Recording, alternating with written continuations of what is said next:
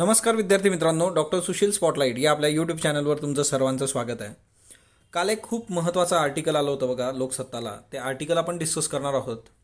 इथिओपियाचे Nobel उदाहरण.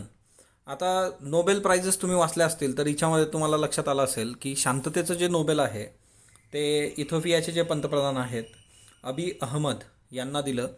आणि ह्या सर्व याच्यामध्ये एक महत्त्वाची बाब अशी आहे की इथिओपिया जे आहे ते राष्ट्र, त्या राष्ट्रासमोरचे प्रश्न आणि त्या प्रश्नांचा घेतलेला पंतप्रधानांनी म्हणजे अबी अहमद यांनी घेतलेला वेध, या सगळ्या गोष्टी खूप महत्त्वाच्या आहेत आणि संपूर्ण जगासाठी ते एक उदाहरण आहे. तर अर्थाच्या दशदिशामध्ये संजीव चांदोरकरांचा हा लेख आहे आणि ऑलरेडी आपण यांचे लेख फॉलो करतो आहोत है ना. आधीही आपण डिस्कस केलेले आहेत आणि ते खरंच खूप चांगल्या पद्धतीने गोष्टी एक्सप्लेन करतात.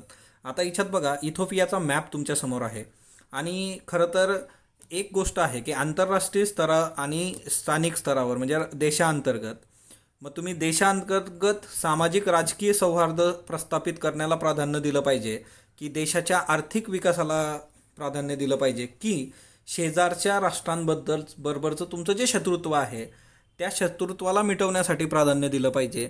तर याचं उत्तर इथिओपियानी दिलेलं आहे. ते म्हणजे एकाच वेळी तुम्ही ह्या सगळ्या गोष्टी करू शकता आणि त्याचं एक्झाम्पल म्हणजे इथिओपिया.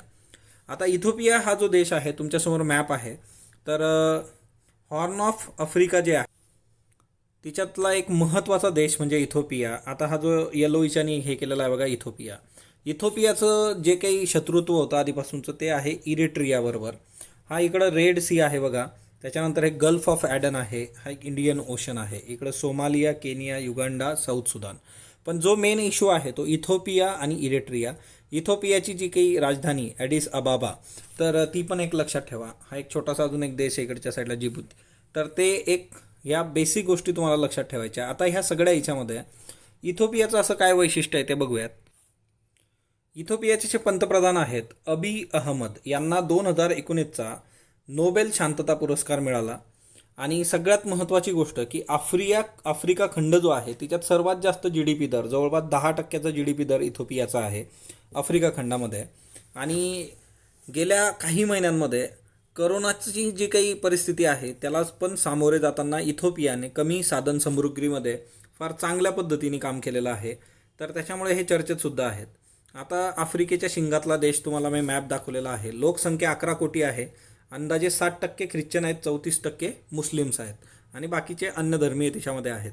दुसरी महत्त्वाची गोष्ट की इथं कितीतरी वर्षापासून एकतर हे अविकसित आहेत, त्याच्याबरोबरच सामाजिक राजकीय अस्थैर्य इथं मोठ्या प्रमाणावर आहे.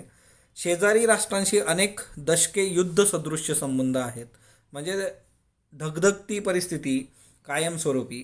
याचं रिझन असं आहे की इथिओपियाची जी लष्करी राजवट होती त्यांनी 1962मध्ये 50 लाख लोकसंख्येचा शेजारचा इरिट्रिया नावाचा जो देश होता तो तुम्हाला दाखवला मी.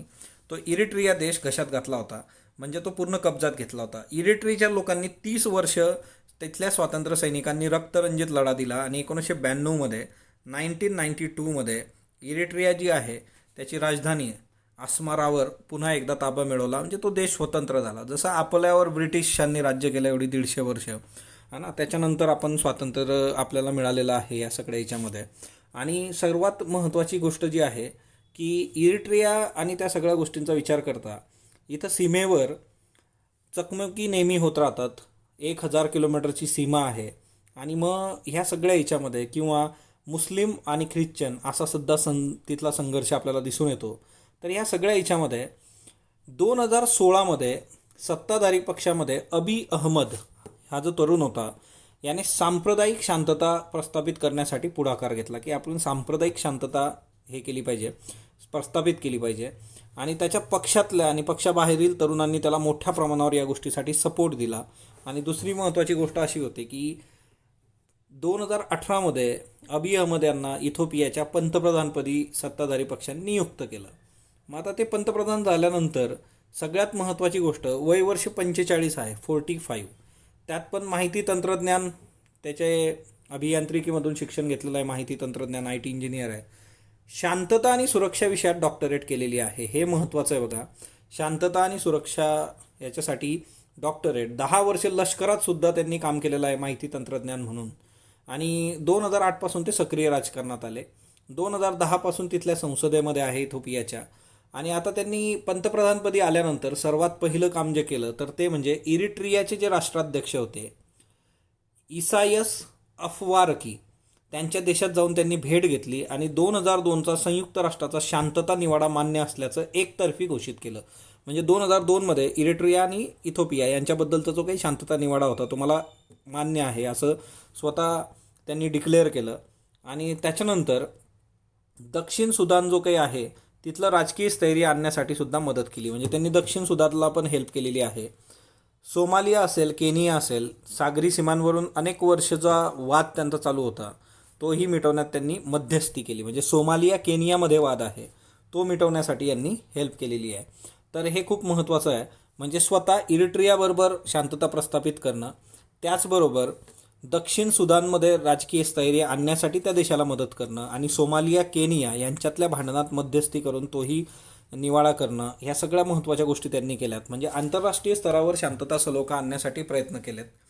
दुसरी महत्त्वाची गोष्ट की स्थानिक भाषांवरचं त्यांचं प्रभुत्व जे होतं तिच्या जोरावर त्यांनी त्यांच्या नागरिकांना विश्वासात घेतलं आणि राजकीय सुधारणांचा कार्यक्रम राबवायला सुरुवात केली. म्हणजे बघा, लँग्वेज खूप मॅटर करते. म्हणजे भारताच्या इतिहासामध्ये कामराज जे होते तर कामराज पंतप्रधान का बनले नाहीत किंवा त्यांनी स्वतःचं नाव पुढं का केलं गेलं ह्या सगळ्याचं विश्लेषण होतं. यात एक महत्त्वाचा मुद्दा आहे लँग्वेज. कारण दाक्षिणात्य असल्यामुळे हिंदीवर प्रभुत्व नसणे किंवा मग त्या एक मेजर इश्यू होता की लोकांनी ॲक्सेप्ट केलं असतं नसतं, लिडरशिपमध्ये प्रॉब्लेम आले असते. तर भाषेचा खूप मोठा मुद्दा आहे आणि तो इथं यांना हेल्पफुल आहे. दुसरी महत्त्वाची गोष्ट की इथोपियामधून दुसऱ्या देशांमध्ये इथोपियाचे जे तरुण पळून गेले होते आणि त्यांना दहशतवादी म्हणून लेबल लावलं गेलं होतं त्यांनाही यांनी मुख्य राजकीय प्रभावात आणण्यासाठी प्रयत्न केलेले आहेत आणि हे खूप चांगल्या पद्धतीने वर्क होतं आहे. ओके, सुशासन, त्याच्यामुळे भ्रष्टाचार कमी होतो आहे, अशा कितीतरी गोष्टी यांनी केल्या. दुसरी महत्त्वाची गोष्ट जी आहे की निवडणूक आयोग, मानव अधिकार आयोग, सर्वोच्च न्यायालय यांना स्वातंत्र्य दिलं. ओके, आणि त्याच्यातून राष्ट्रीय सलोखा आयोग स्थापन करण्यात आलेला आहे. आपल्याकडं ऑलरेडी ह्या सगळ्या गोष्टी ज्या आहेत त्या स्वायत्त आहेत, परंतु इथोपियासारखे जे देश आहेत किंवा अजून कितीतरी देश तर तिथं अशी परिस्थिती नक्कीच नाही आहे. त्यातल्या त्यात महिलांना 50% कॅबिनेटमध्ये प्रतिनिधित्व दिलेलं आहे.